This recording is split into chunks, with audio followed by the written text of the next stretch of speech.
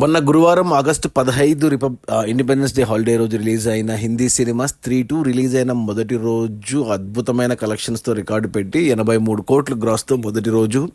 అంటే ఈ సంవత్సరం రిలీజ్ అయిన సినిమాల్లో బాలీవుడ్ నుంచి హయ్యెస్ట్, ఓవరాల్గా పాన్ ఇండియా లెవెల్లో చూసుకుంటే సెకండ్ హయ్యెస్ట్, మొదటి ప్లేస్లో కలికి ఉంటే ఇక ఈ సినిమా 83 కోట్లు మొదటి రోజు వస్తే, ఇక నిన్న శుక్రవారం రెండో రోజు కూడా అద్భుతంగా మరో 37 కోట్లు గ్రాస్ కలెక్ట్ చేసింది. అలా టోటల్గా 2 రోజుల్లో స్త్రీ 2 సినిమా 118 కోట్లు గ్రాస్ కలెక్ట్ చేసింది.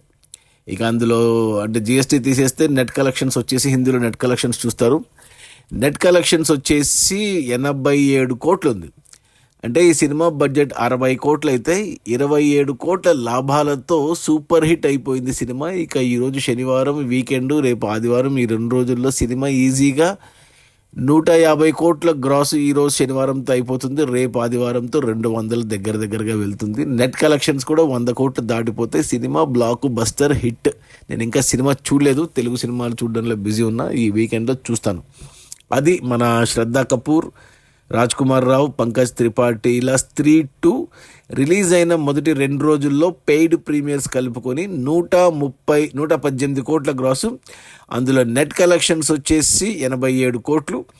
సినిమా బడ్జెట్ వచ్చి 60 కోట్లు అయితే 27 కోట్ల లాభాలతో super duper hit. Okay, bye.